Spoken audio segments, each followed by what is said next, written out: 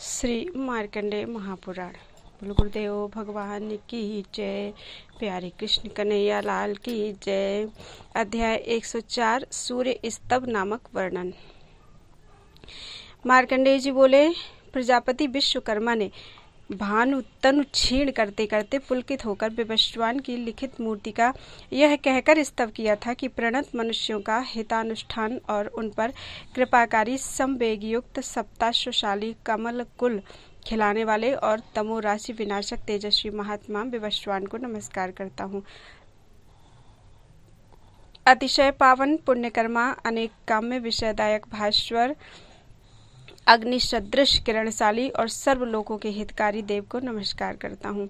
स्वयं उत्पत्ति रहित किंतु तीनों लोकों को उत्पन्न करने के कारण स्वरूप भूतात्मा रश्मिपति वृष साक्षात धर्म स्वरूप महाकारुणिक श्रेष्ठ चाक्षुष विषयक के आलस्य स्वरूप सूर्य को प्रणाम करता हूँ।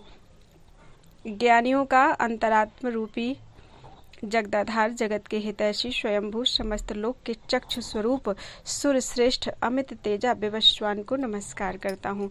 तुम जगत के हित की कामना से देवताओं से महित क्षणकाल उदयाचल के सिर की माल्य स्वरूप हो। यह तेज किरणों के द्वारा बपु ग्रहण पूर्वक अंधकार के समूह का विनाश करते हुए जगत में प्रकाश पाते हो। हे मिहिर, जगत के तिमिर रूप आशव पीने की मात्यता के कारण लोहित मूर्ति होकर तुम त्रिभुवन प्रकाशक किरणों के द्वारा अतिशय दीप्ति पाते हो। हे भगवान, तुम जगत का हित करने के लिए सदा समान अवयव वाले अत्यंत मनोरम कुछेक कंपायमान विस्तृत रथ में चढ़कर घोड़ों के द्वारा विचरण करते हो। हे अरिनिषूदन, तुम संजीवनी सुधा द्वारा देवता और पितरों की एक ही समय में तृप्ति संपादन करते हो।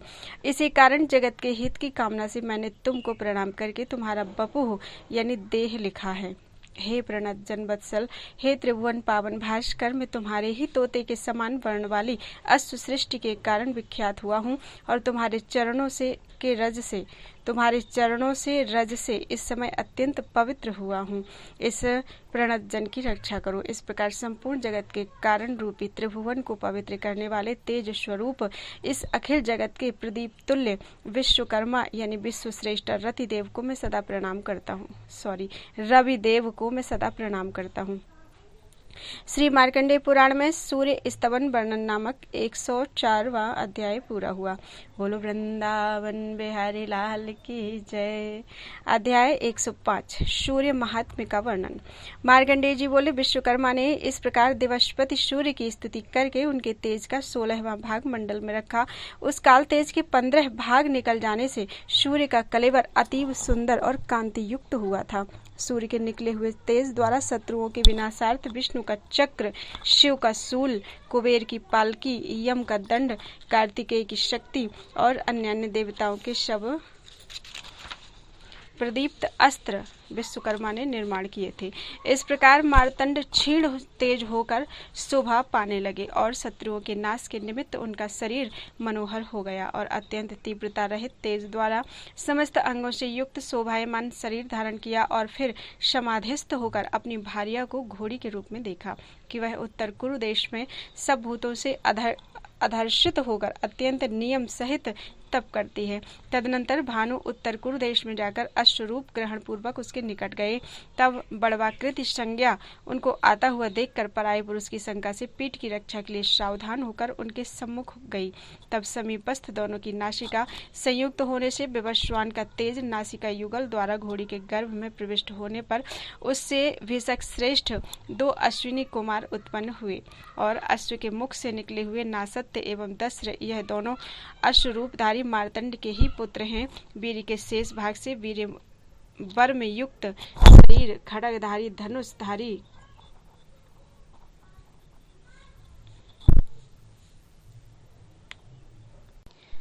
घोड़े पर चढ़े बाण और तरकश संयुक्त रेवंत उत्पन्न हुए।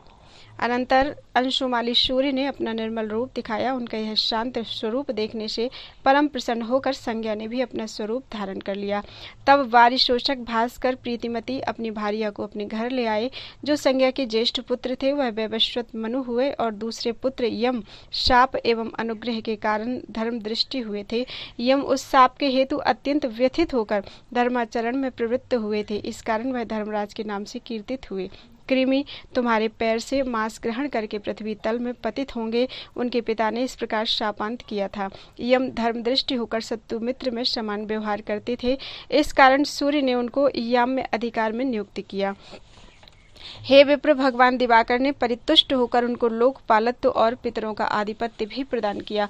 पिता ने यमुना को कलिंद देश वाहिनी नदी किया और उन्हीं महात्मा पिता ने दोनों अश्विनी कुमारों को देवताओं का वैद्य किया।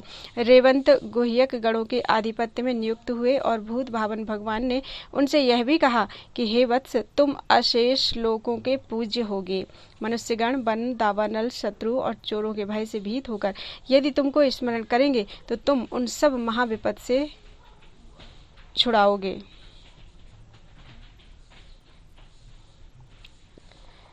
और मनुष्यों की पूजा करने पर उनके प्रति संतुष्ट होकर उनको मंगल, सुबुद्धि, सुख, राज्य, आरोग्य, कीर्ति और उन्नति प्रदान करोगे।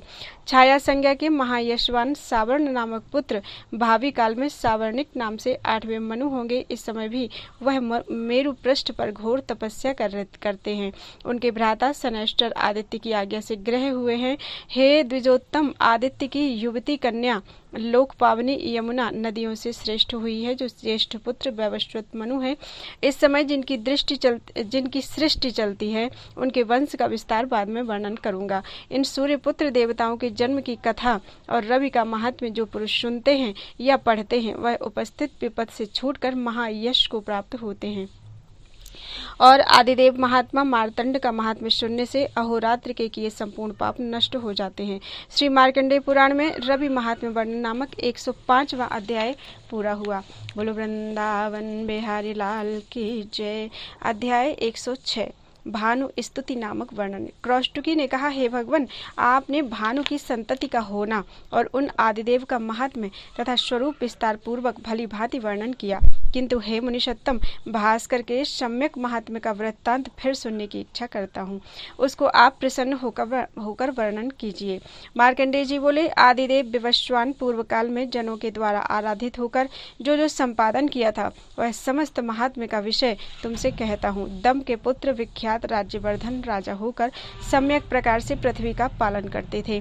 हे विप्र, उन महात्मा के स्वधर्म पूर्वक प्रजा पालन करने पर उस समय राष्ट्र धन जन से नित्य वृद्धि को प्राप्त हुआ था और उनके राजा होने पर अन्य अन्य राजागण समग्र पृथ्वी और पौरजन गण निर्भय होकर अत्यंत हृष्ट पुष्ट हुए थे। दमपुत्र महीपति राज्यवर्धन के शासन काल में कोई उपसर्ग, व्याधि, सर्पादि हिंसक जंतु का भय या अवृष्टि का भय नहीं था। वह महायज्ञ कार्य में आर्थिक गणों का दान करके अति धर्म के सहित विषयों को भोगते थे। इस प्रकार राज्य कार्य और सम्यक प्रकार प्रजा पालन करके उन्होंने एक दिन के समान 7000 वर्ष बिताए थे। विदुरथ नामक दक्षिण देश के अधिपति की मानिनी नामक कन्या उनकी पत्नी हुई थी। एक समय सुभ्रू मानिनी ने राजपुरुषों के सामने राजा के मस्तक में तेल मलते मलते आंसू गिराया। क्रमानुसार वह आंसू राजा के गात्र में गिरा। तब राज्यवर्धन ने मानिनी को अश्रुपूर्ण नेत्र से देखकर इसका वृत्तांत पूछा, किंतु वह कुछ भी उत्तर न देकर केवल आंसू गिराती हुई निशब्द भाव से रोने लगी। यह देखकर राज्यवर्धन ने फिर मानिनी से पूछा, यह क्या, तुम क्यों रोती हो? मानस्विनी ने स्वामी के इस प्रकार पूछने पर कुछ नहीं, केवल मात्र यह कहकर उत्तर दिया। राजा ने उस सुमध्यमा से बहुत ही पूछा, परंतु फिर उसने राज्यवर्धन से कुछ नहीं कहा। राजा ने उस मानिनी से फिर पूछा कि यह क्या है? जब राजा ने बहुत ही पूछा तब भामिनी ने राजा को केसों के मध्य में एक श्वेत बाल दिखाया। हे राजन, इसको देखो, क्रोध का कारण नहीं है, यह मुझ मंद भागिनी का भाग्य है। यह सुनकर राजा को बड़ी हंसी आई। वह हंसते हंसते आए हुए राजागण और पौरगणों के सामने पत्नी से कहने लगे, हे विशालाक्षी, हे कल्याणी, रोदन मत करो। समस्त जंतुओं में ही जन्म, वृद्धि और परिणाम आदि विकार दिखाई देते हैं, इसलिए इसके लिए शोक करना निष्प्रयोजन है। हे वरानने, मैंने संपूर्ण वेद अध्ययन, सहस्र सहस्र यज्ञ संपादन, ब्राह्मणों के अर्थादि दान, पुत्रोत्पादन, तुम्हारे संग मनुष्यों की अति दुर्लभ, समस्त भोगने योग्य विषय उपभोग, सम्यक प्रकार पृथ्वी का पालन, न्यायपूर्वक युद्ध अनुष्ठान और प्रिय मित्रों के सहित हास्य परिहास तथा वन विहार आदि अनेक कार्य किए हैं। हे भद्रे, ऐसा कार्य नहीं किया है जो तुम मेरा पलित यानी पका केश देखकर भीत होती हो। हे शुभे, मेरे केश पलित हों अर्थात पक जाएं, बलि प्रकटित हो और शरीर शिथिलता को प्राप्त हो, इससे कुछ हानि नहीं है, क्योंकि हे मानिनी, मैं इस समय कृतकृत्य हुआ हूँ। हे भद्रे, मेरे मस्तक में जो ये पका हुआ एक बाल है, मैं वनाश्रम का आश्रय करके उसकी चिकित्सा करूंगा।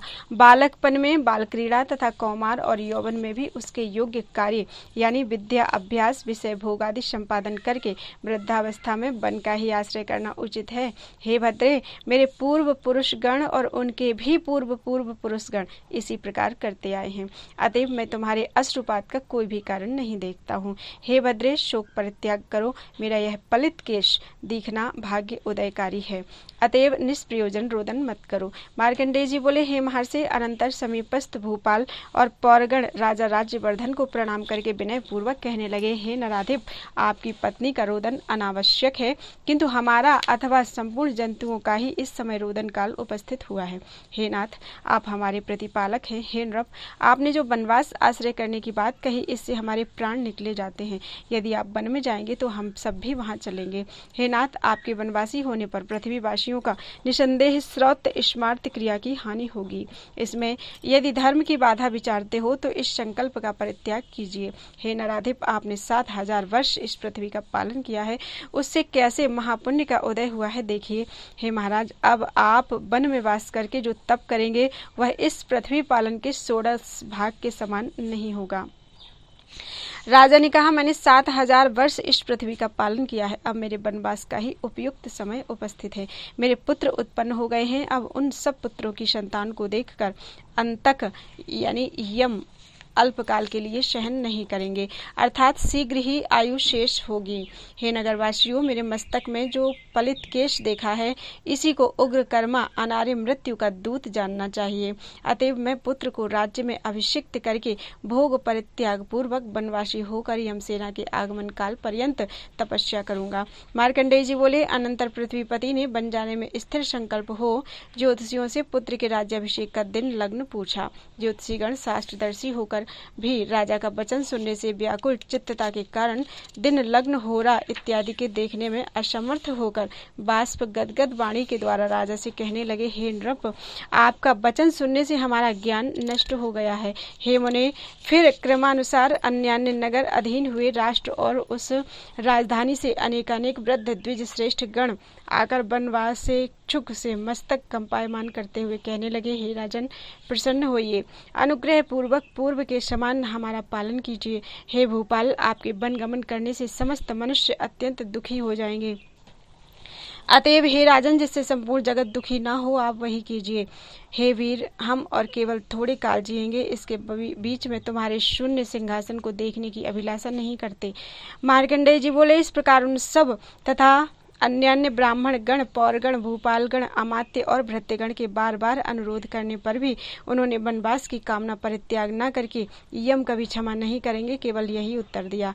तब ब्राह्मण, परिवृद्ध, अमात्य और भृत्यगण मिलकर परामर्श करने लगे कि इस समय क्या किया जाए।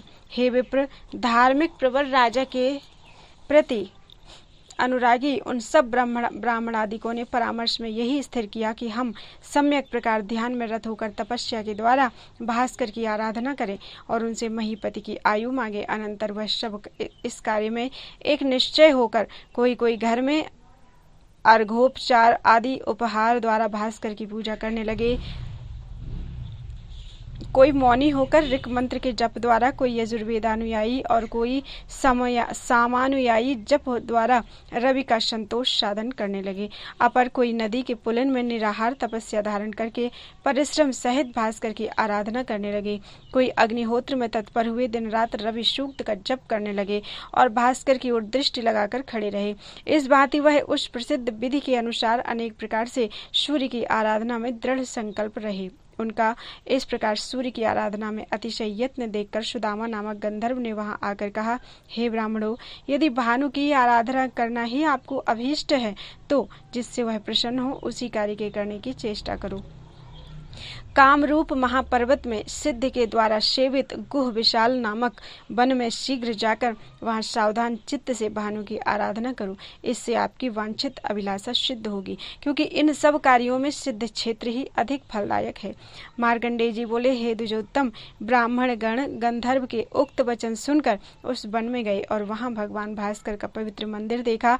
ब्राह्मण आदि सब वर्णों ने ही उस स्थान में नियताहार अवलंबन पूर्वक आलस्य रहित धूप और धूप आदि उपहार द्वारा भास्कर देव की पूजा की। हे ब्राह्मण, अनुलेपन, गंध, पुष्प, धूप, दीप, जप, होम और नैवेद्य इत्यादि के द्वारा सावधान चित्त से पूजा करते करते ब्राह्मण गण सूर्यदेव की स्तुति करने लगे। ब्राह्मण बोले, देव, दानव, यक्ष और ज्योतिष्क ग्रहों में अधिक तेजस्वी सूर्यदेव की शरणागत हुए हैं, जो देवेश्वर आकाश में स्थित होकर संपूर्ण दिशाओं को प्रकाशित करते हैं, जो किरणों से वसुधा और अंतरिक्ष को व्याप्त कर रहे हैं, जो भास्कर, सविता, दिवाकर, पूषा, अर्यमा, स्वरभानु,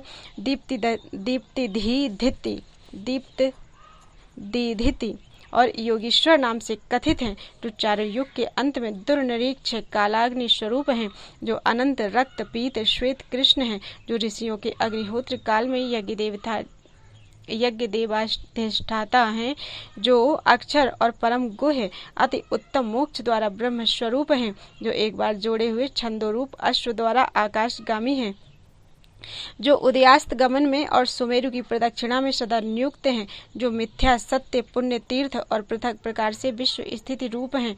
उन्हीं अदिति के गर्भ से उत्पन्न अनंत अचिंत्य आदिदेव प्रभाकर का हमने आश्रय लिया है, जो ब्रह्मा हैं, जो महादेव हैं, जो विष्णु हैं, जो प्रजापति हैं, जो वायु हैं, जो आकाश हैं, जल हैं, पृथ्वी हैं, पर्वत हैं, समुद्र हैं, ग्रह, नक्षत्र, चंद्रादि, वनस्पति, वृक्ष और औषधि स्वरूप हैं, जो व्यक्त अव्यक्त भूतगणों के धर्माधर्म प्रवर्तक और ब्राह्मी, माहेश्वरी तथा वैष्णवी तनुभेद से जिनका स्वरूप त्रिधा विभिन्न हुआ है, वह भास्कर हमारे प्रति प्रसन्न हो। सब पदार्थ ही जिन अनादि जगत प्रभु की गोदी में स्थित हैं और जो जगत के जीवन स्वरूप हैं, वह भास्वान हमारे प्रति प्रसन्न हो।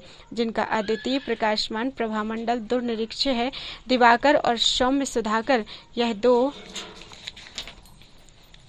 रूप हैं, वह भास्कर देव हमारे प्रति प्रसन्न हो। जिनके उन प्रसिद्ध दो रूपों से यह अग्नि वह भास्कर देव हमारे प्रति प्रसन्न हो, जिनके उन प्रसिद्ध दो रूपों से यह अग्नि शोभमय विश्व निर्मित हुआ है, वही भास्कर हमारे प्रति प्रसन्न हो।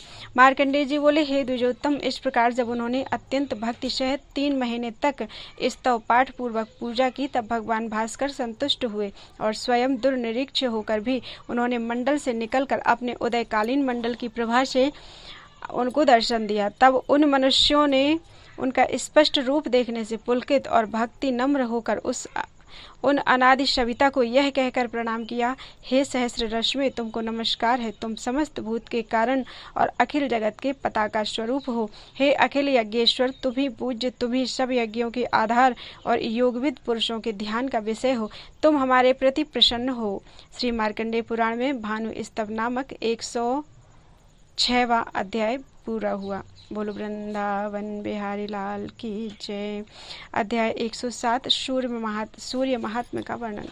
मार्कंडेय जी बोले, इसके बाद भगवान भानु ने प्रसन्न होकर उन संपूर्ण जनों से कहा, हे द्विजातिगण, तुमने मुझसे जो प्राप्त करने की अभिलाषा की है उसको मांगो। तब द्विजातिगणों ने उश्लांशु को सम्मुख देखकर भ्रम सहित प्रणाम कर उन वर देने वाले जगदीश्वर से कहा।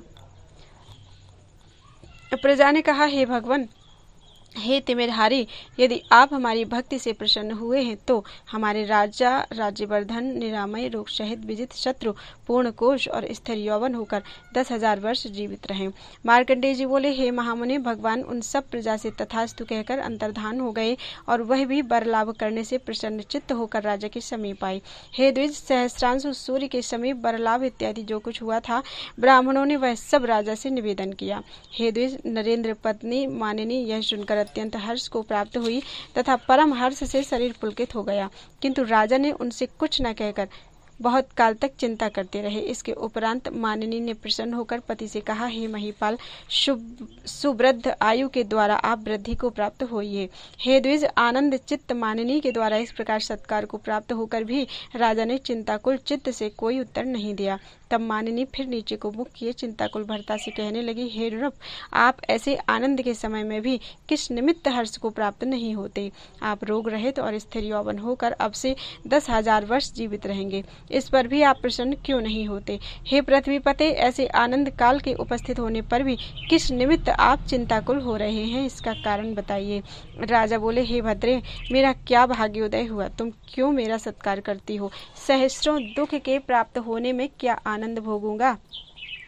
मैं अकेला 10,000 वर्ष जीवित रहूंगा, इसलिए तुम्हारी विपत्ति में क्या मुझको दुख नहीं होगा?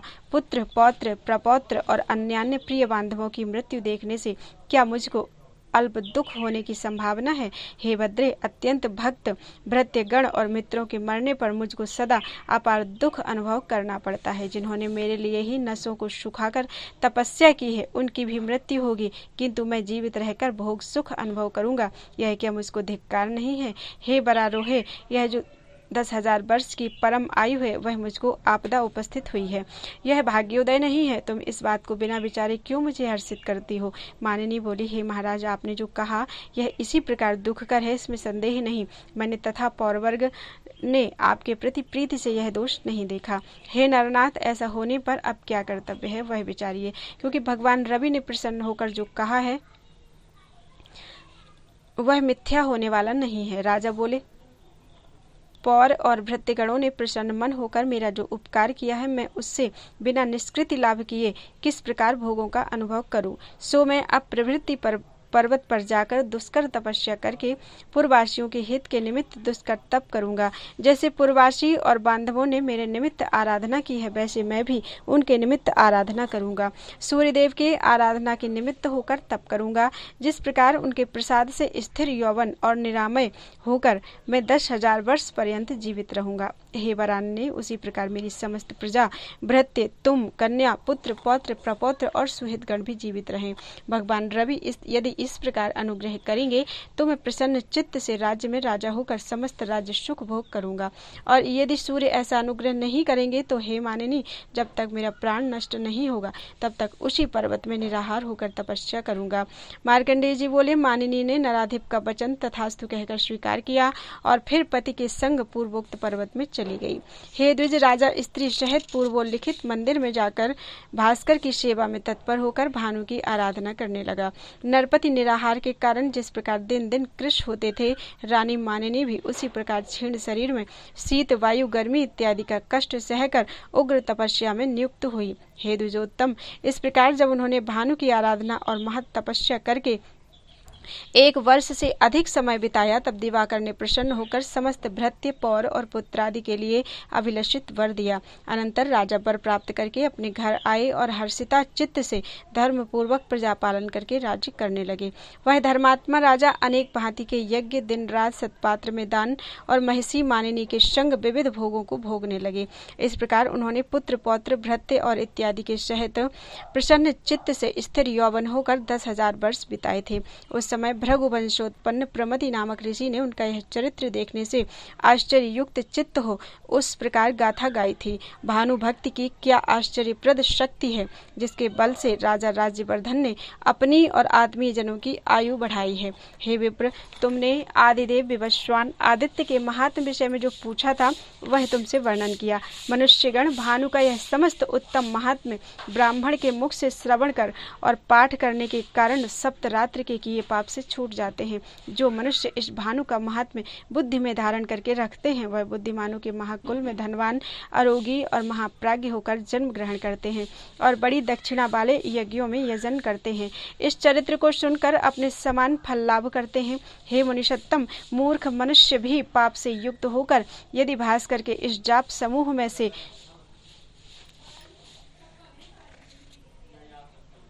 जो कोई एक त्रिसंध्या में जप करते हैं उनके पातक नष्ट होते हैं। जिस देव मंदिर में रवि का यह संपूर्ण महात्म्य पढ़ा जाता है भगवान उसकी समीपता को नहीं छोड़ते। अतएव हे ब्राह्मण, तुम भी महापुण्य की अभिलाषा से भानु का यह उत्तम महात्म्य अंतर में धारण करो और जप करो। हे द्विश्रेष्ठ, जो पुरुष सुवर्ण श्रृंग मढ़ाकर अति सुंदर पयस्विनी अर्थात दूध वाली गाय दान करते हैं और जो पुरुष संयत होकर 3 दिन यह महात्म्य सुनते हैं, इन दोनों का पुण्य फल समान जानना चाहिए। श्री मार्कंडेय पुराण में भानु महात्म्य वर्णन नामक 107वां अध्याय पूरा हुआ। बोलो वृंदावन बिहारी लाल की जय।